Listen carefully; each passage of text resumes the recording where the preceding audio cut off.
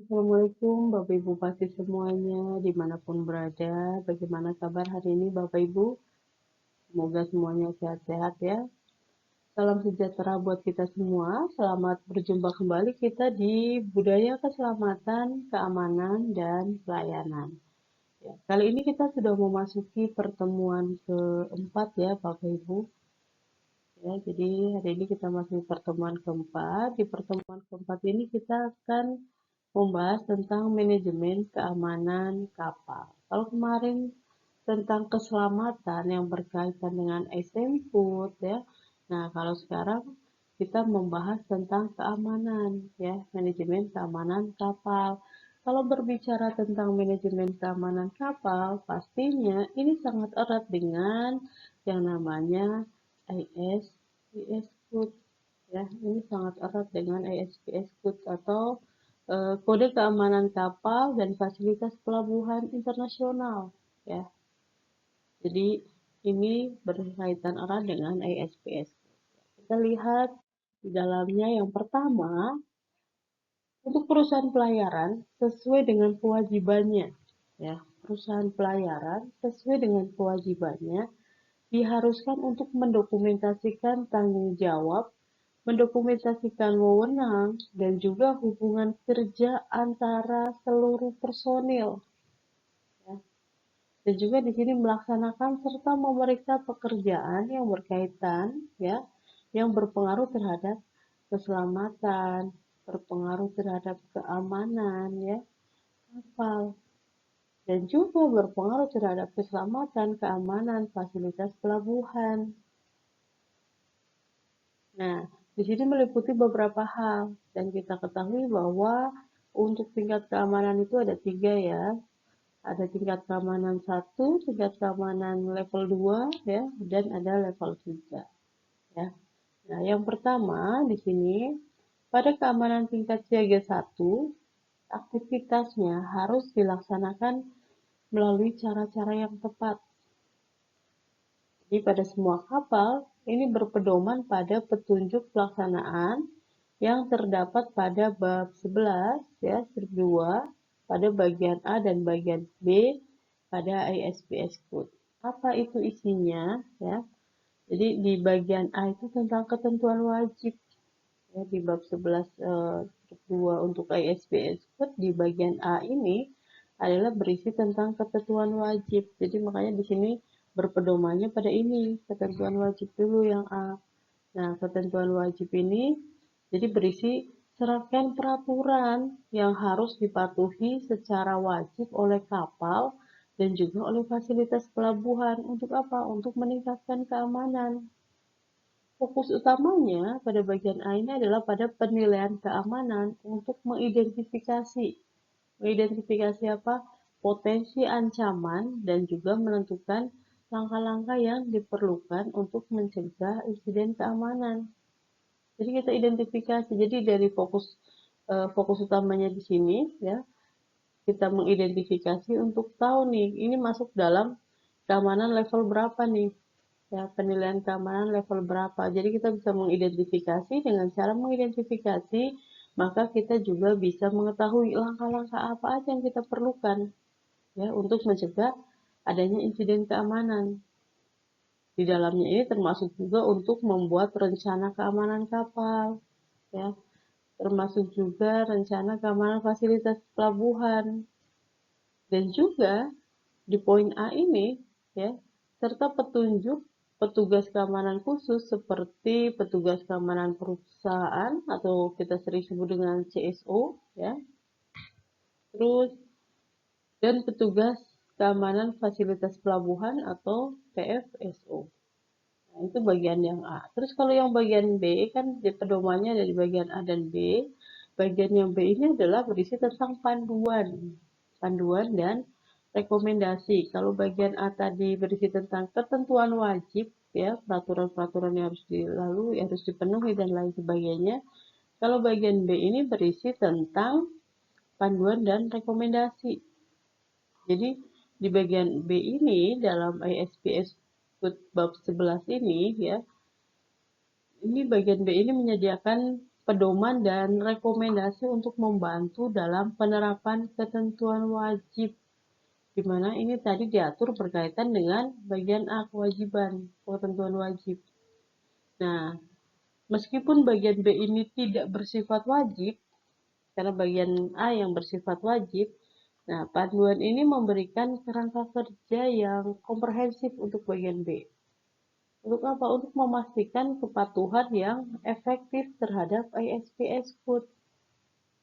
Jadi isinya di sini ya mencakup tentang prosedur bagian B ini, tentang prosedur, terus praktik terbaiknya bagaimana, informasi tambahan yang relevan bagaimana, ya, untuk membantu perusahaan dan fasilitas pelabuhan dalam apa? Dalam menyusun dan merencanakan rencana keamanan mereka, ya. Makanya ini ISPS Code di bab 11 bagian A dan B ya, ini sebagai pedoman, ya, sebagai pedoman dalam melaksanakan langkah-langkah yang tepat.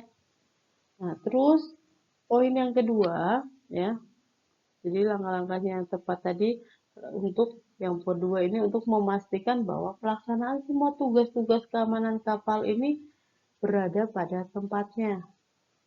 Kita harus memastikan ya tugas di perusahaan pelayaran ini memastikan bahwa pelaksanaan semua tugas-tugas yang berkaitan dengan keamanan kapal ini berada pada tempatnya. Terus tugas berikutnya ya, kewajiban berikutnya yang ketiga adalah untuk mengawasi ya, untuk mengawasi orang-orang yang tidak berkepentingan naik di atas kapal. Jadi bisa untuk mengawasi hal-hal yang atau orang-orang yang tidak berkepentingan naik di atas kapal kita ini perlu ya, perlu demi apa? Demi keamanan kapal kita, ya, sampai ada penumpang gelap dan lain sebagainya. Terus yang keempat, mengawasi keberangkatan para penumpang ya, dan juga barang bawaan dari para penumpang. Jadi pada saat penumpang naik ya, kita juga harus mengawasi penumpangnya, terus barang bawaannya bagaimana ya, dan memastikan hanya orang-orang yang memang berkepentingan yang diberi hak untuk naik ke atas kapal kita ya. Itu eh, jadi 3 poin ya, 3 poin dari dalam rangka mengidentifikasi dan mengambil tindakan pencegahan terhadap insiden keamanan. Jadi untuk memastikan bahwa pelaksanaan tugas-tugas keamanan kapal berada pada tempatnya, untuk mengawasi orang-orang yang tidak berkepentingan naik di atas kapal, terus untuk mengawasi keberangkatan para penumpang dan barang bawaannya, dan kita harus memastikan bahwa hanya yang berkepentingan saja yang diberi hak untuk naik ke atas kapal, ya. Terus berikutnya untuk mengawasi area di atas kapal dan area sekeliling kapal, ya, pastinya di sini dengan cara melakukan perondaan yang terus-menerus atau keliling terus-menerus. Pada saat kita jaga harus diperhatikan, jangan hanya jaganya duduk manis, ya. Nah, jadi mengawasi area di atas kapal, mengawasi area sekeliling kapal, ya. Terus yang keenam, kewajiban berikutnya adalah mengawasi penanganan muatan barang-barang berbahaya di atas kapal. Jadi mengawasi penanganan muatannya bagaimana. Khususnya di sini yang lebih ditekankan adalah untuk barang-barang berbahaya.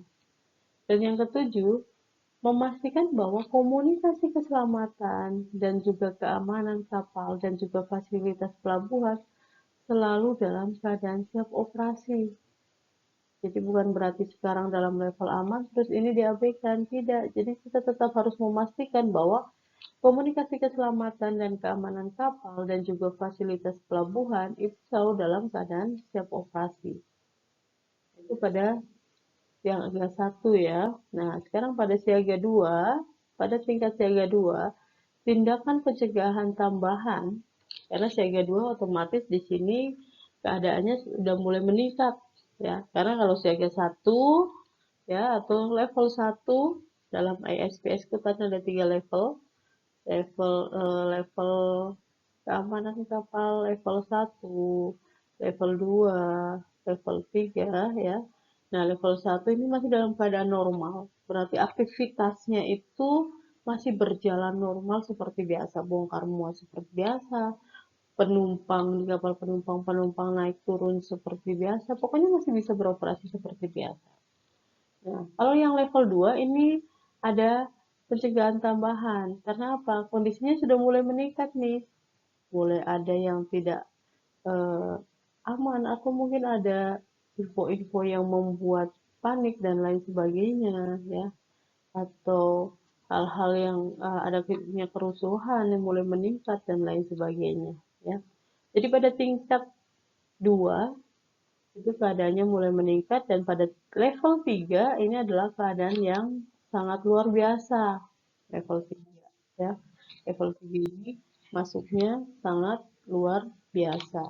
Terus, jadi memastikan komunikasi ya yang kedua ini pada tingkat siaga 2, tindakan pencegahan tambahan ya, tindakan pencegahan tambahan yang ditetapkan dalam pedoman khusus ini harus ditetapkan untuk masing-masing kegiatan secara rinci ya pada level 2 ini.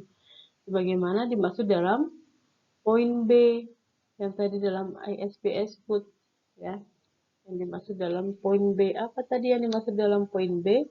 Adalah panduan dan rekomendasi ya.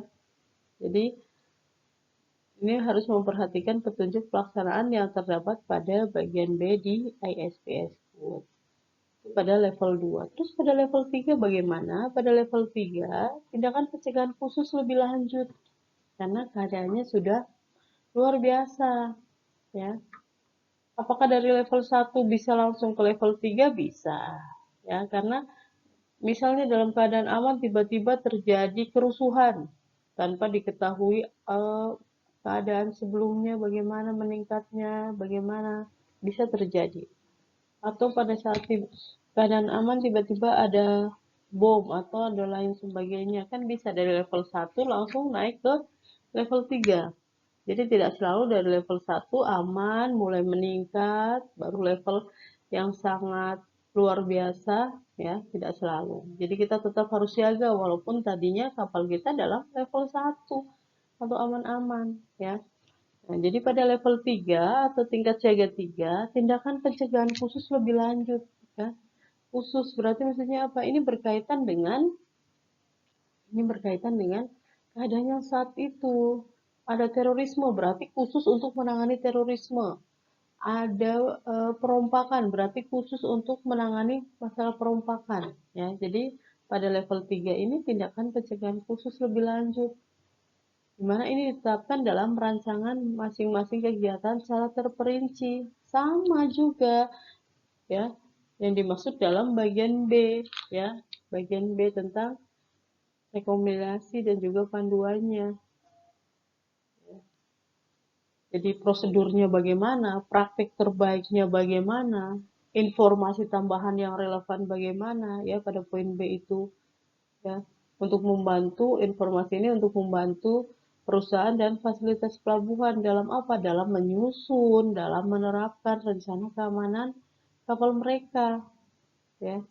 Jadi berpedoman pada bagian B di bab 11 ya di ESPS Code. Terus pada poin yang ke-10 ini, pada tingkat siaga 2 atau 3, ya, perusahaan pelayaran ini wajib mengikuti petunjuk-petunjuk yang ditetapkan oleh Sabandar.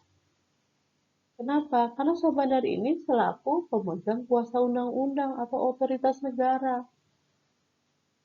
Ya, jadi sesuai dengan Sabandar di pelabuhan mana kapal-kapal kita berada, harus mengikuti instruksi sesuai dengan perubahan tingkat keamanan yang ditetapkan. Ini pada tingkat siaga 2 ataupun 3. Jadi kita nggak bisa semaunya kita sendiri. Perusahaan pelayaran ini harus mengikuti kewajiban sesuai dengan petunjuk dari Sabandar di pelabuhan setempat. Ya.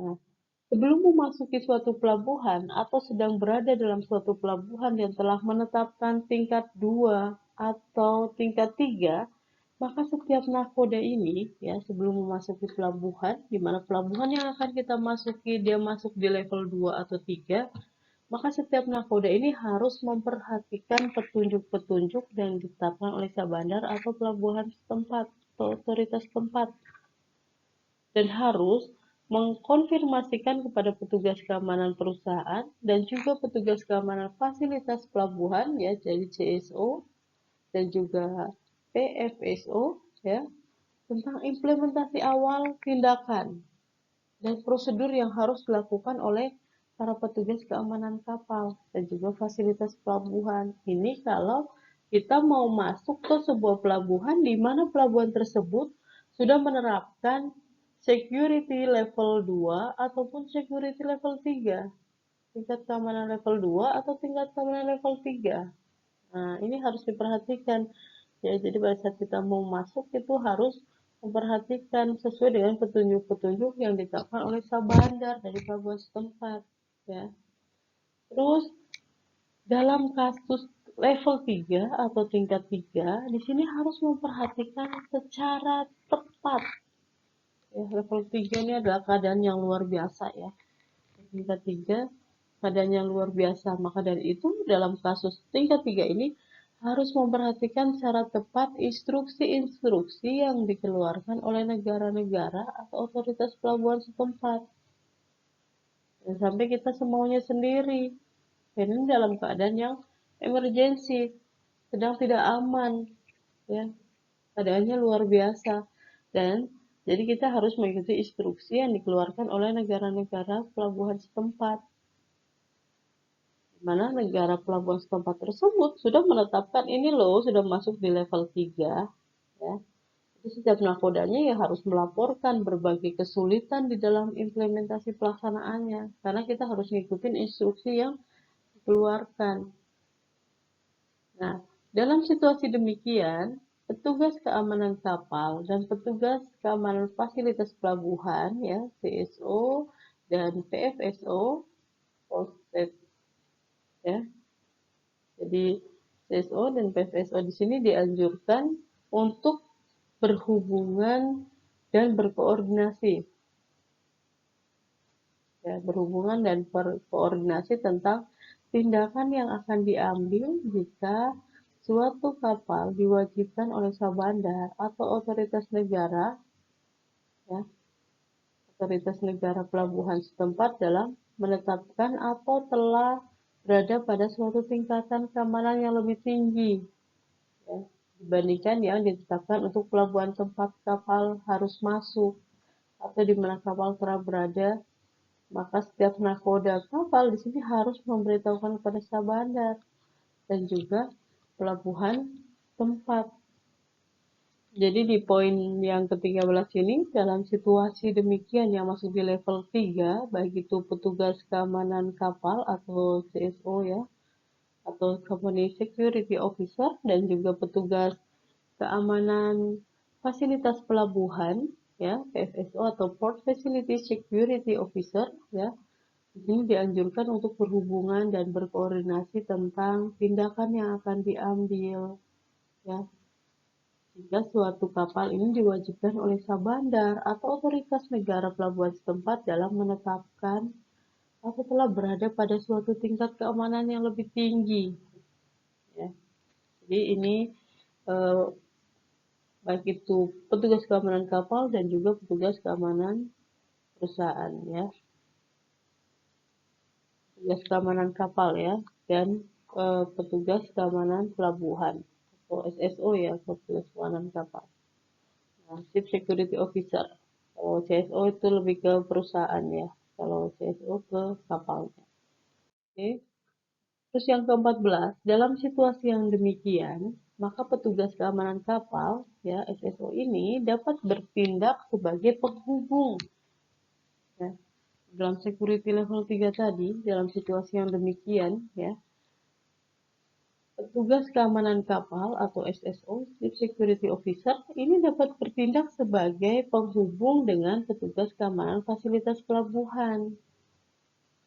Dan yang ke-15, kapal yang mengibarkan benderanya diwajibkan untuk menetapkan tingkat siaga 2 di mana kapal tersebut berada di dalam pelabuhan setempat dan juga harus menginformasikan kepada Sabandar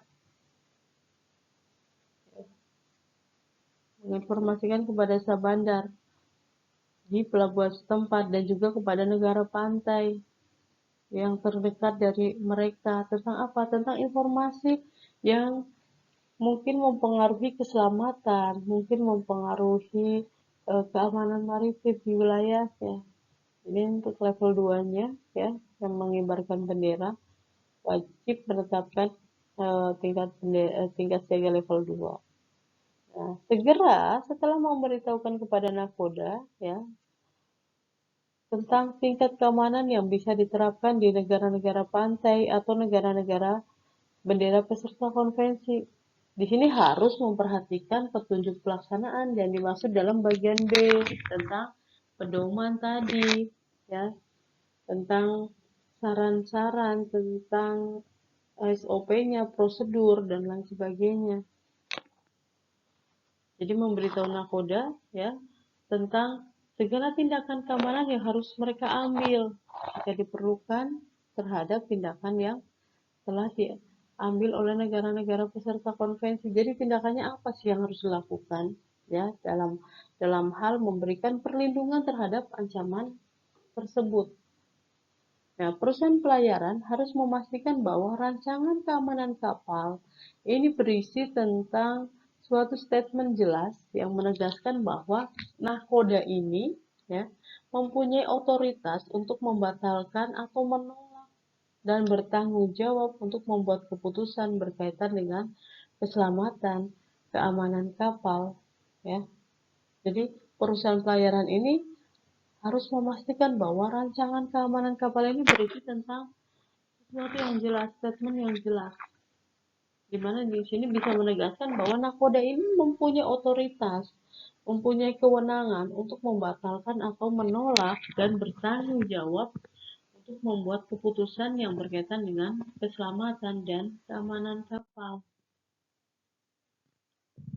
Terus berikutnya, di sini bisa meminta bantuan kepada perusahaan atau kepada setiap negara peserta konferensi apabila diperlukan, apabila menghadapi suatu keadaan darurat tadi. Jadi nakoda ini berhak untuk meminta bantuan kepada perusahaan atau kepada setiap negara peserta konvensi.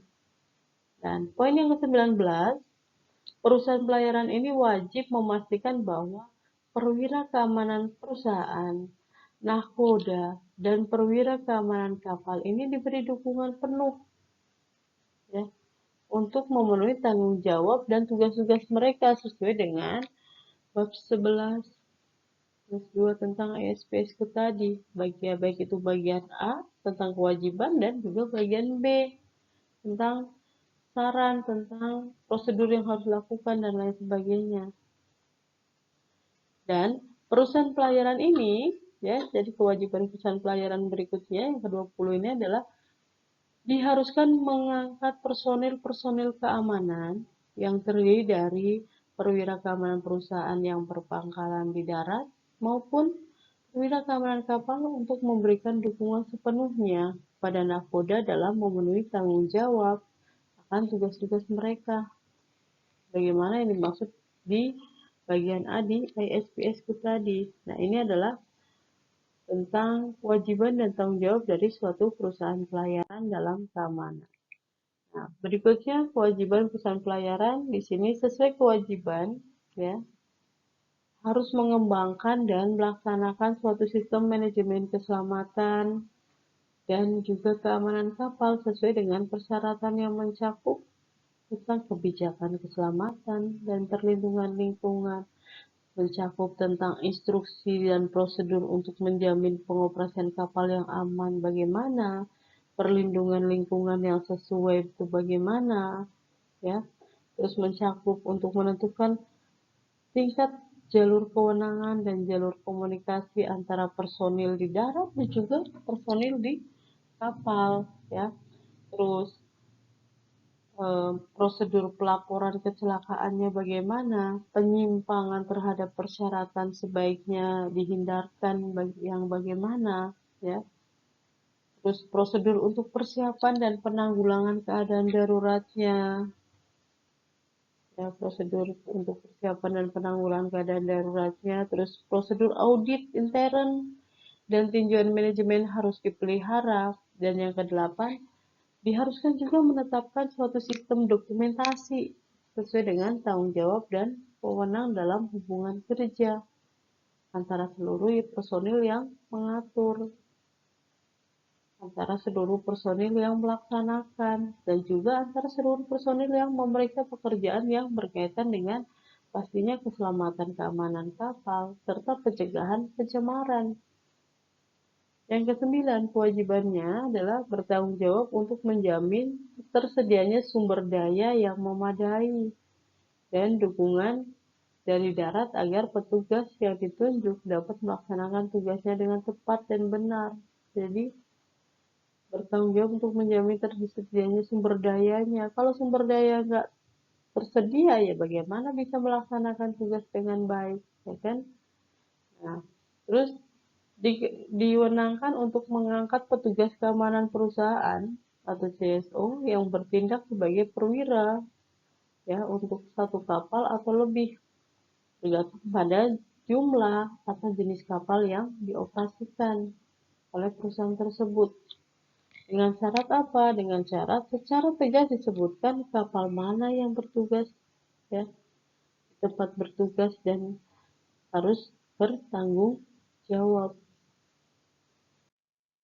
Nah, perwira keamanan perusahaan. Kalau tadi tanggung jawabnya perusahaan, sekarang masuk di tugas dari perwira keamanan perusahaannya. Ya. Jadi tugas dan tanggung jawab perwira keamanan perusahaan di sini ada beberapa hal yang perlu diperhatikan. Yang pertama, menyarankan tingkat ancaman yang tampaknya harus dihadapi oleh kapal. Ya, jadi menyarankan tingkat ancaman yang tampaknya harus dihadapi oleh kapal dengan menggunakan penilaian keamanan yang sesuai dan juga informasi lain yang terkait itu harus dipadukan ya. Terus yang kedua, memastikan bahwa penilaian keamanan kapal ini sudah dilaksanakan. Tadi menyarankan, yang kedua, memastikan bahwa sudah dilaksanakan. Terus yang ketiga, memastikan pengembangan ini kepatuhan untuk persetujuan dan setelah persetujuan, implementasinya juga harus dipastikan. Ya. Terus yang keempat, memastikan bahwa rancangan keselamatan keamanan, ya, ini sudah dimodifikasi sebagaimana mestinya. Untuk apa? Dimodifikasi tadi untuk mengoreksi kekurangan-kekurangan, mencukupi persyaratan keselamatan keamanan kapal secara individual. Ya. Jadi dimodifikasi sesuai dengan yang semestinya. Terus yang kelima, mengatur audit intern dan tinjauan ulang aktivitas keamanan. Intern audit ya. Terus yang keenam, mengatur verifikasi kapal ya. Mengatur verifikasi kapal yang pertama dan selanjutnya oleh administrasi dan organisasi keamanan yang diakui. Terus tugas dan tanggung jawab perwira keamanan berikutnya adalah memastikan bahwa kekurangan-kekurangan dan tidak sesuaian dan ketidaksesuaian ini ditemukan selama audit intern atau tinjauan ulang berkala atau pemeriksaan keamanan dan verifikasi terhadap pemenuhan persyaratan dengan segera dipenuhi atau dilengkapi. Jadi kalau ada NC, ada lain sebagainya ya, harus ada tinjauan ulang ya harus segera dipenuhi. Dan sampai ada NC, ada yang harus diperbaiki, tetap dibiarkan. Terus yang kedelapan, meningkatkan kesadaran dan kewaspadaan keselamatan dan keamanan kapal. Nah, itu tugas dan tanggung jawab perwira keamanan perusahaan. Ya, terus yang kesembilan, memastikan pelatihan yang cukup untuk personil yang bertanggung jawab dalam keselamatan dan keamanan kapal. Jadi harus memastikan jadi perwira keselamatan perusahaan ini harus memastikan pelatihan yang cukup untuk personil yang bertanggung jawab dalam keselamatan dan keamanan kapal. Yang ke-10, memastikan komunikasi dan kerjasama secara efektif antara petugas keamanan, keselamatan kapal, dan petugas keselamatan dan keamanan pelabuhan. Jadi, mereka harus memastikan komunikasi dan kerjasamanya. Yang ke-11, memastikan konsistensi antara persyaratan keselamatan dan persyaratan keamanan. Terus yang ke-12, memastikan bahwa jika rancangan keselamatan dan keamanan kapal yang sejenis atau armada kapal ini digunakan dalam rancangan untuk masing-masing kapal.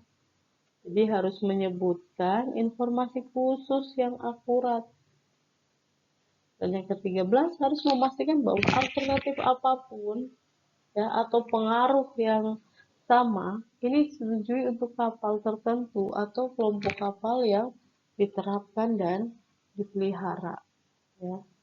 Ini tugas dan tanggung jawab dari perwira keamanan perusahaan. Kalau tadi keamanan perusahaan, sekarang perwira keamanan kapal ya.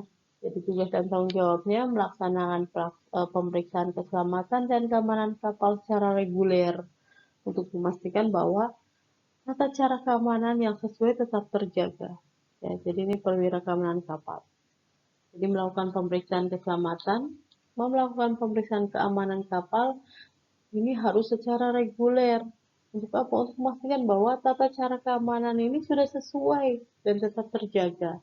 Terus yang kedua, menjaga dan mengawasi implementasi rancangan keselamatan dan keamanan. Ya, termasuk juga setiap amandemen terhadap rancangan yang dimaksud. Jadi yang dimaksud di sini adalah untuk mengkoordinir aspek keselamatan dan keamanan terhadap kegiatan bongkar muat barang, ya, dan juga pergudangan, bongkar muat pergudangan, terus personil yang ada di atas kapal lainnya, ya, dan juga para petugas keamanan fasilitas pelabuhan yang terkait. Menjaga dan mengawasi implementasi rancangan keselamatan dan keamanan kapal termasuk setiap amandemen terhadap rancangan yang dimaksud. Jadi mengkoordinir aspek keselamatan, mengusulkan modifikasi terhadap rancangan keamanan kapal, terus melaporkan kepada petugas keselamatan dan keamanan perusahaan mengenai apa? Mengenai kekurangan-kekurangan dan ketidaksesuaian ya yang ditemukan selama audit internal atau tinjauan ulang berkala, pemeriksaan keamanan, dan verifikasi pemenuhan dan penerapan tindakan korektif. Ya. Terus tugas dan tanggung jawab yang ketiga adalah meningkatkan kesadaran, ya, meningkatkan kesadaran dan kewaspadaan keselamatan keamanan di atas kapal, dan memastikan bahwa pelatihan yang cukup telah diberikan kepada personil di atas kapal. Terus mengkoordinir rancangan keamanan, ya, mengkoordinir rancangan keamanan, khususnya untuk rancangan keamanan kapal, ya, untuk diimplementasikan dengan petugas keamanan perusahaan dan petugas keamanan fasilitas pelabuhan. Jadi ada koordinasi antara petugas keamanan kapal, petugas keamanan perusahaan, dan juga petugas keamanan fasilitas pelabuhan, ya, saling terkait dan melaporkan semua insiden keamanan kepada Sabandar atau otoritas pelabuhan terdekat. Terus memastikan bahwa peralatan keselamatan dan keamanan ini dapat dioperasikan dan telah diuji. Jangan sampai terjadi keadaan darurat, alat keselamatan, alat keamanannya ini bisa digunakan. Jadi kita harus memastikan sebagai perwira keamanan di atas kapal, kita harus memastikan bahwa peralatan keselamatan, peralatan keamanan ini dapat dioperasikan dan telah teruji, telah dikalibrasi, dan juga dipelihara dengan baik secara terus-menerus. Terus yang keenam, melaksanakan audit keamanan dan inspeksi, melengkapi deklarasi keamanan, ya, di mana deklarasi keamanan itu sangat diperlukan. Dan yang ketujuh, laksanakan catatan keamanan kapal. Ini tugas dan tanggung jawab dari perwira keamanan di atas kapal. Ya, baik Bapak Ibu, untuk pertemuan keempat kita cukup. Ya, semoga bermanfaat. Terima kasih yang sudah menyempatkan waktunya untuk menyimak video ini. Ya, dan untuk materinya nanti ada tambahan saya share. Terima kasih semuanya. Salam sehat selalu. Sampai jumpa di pertemuan berikutnya.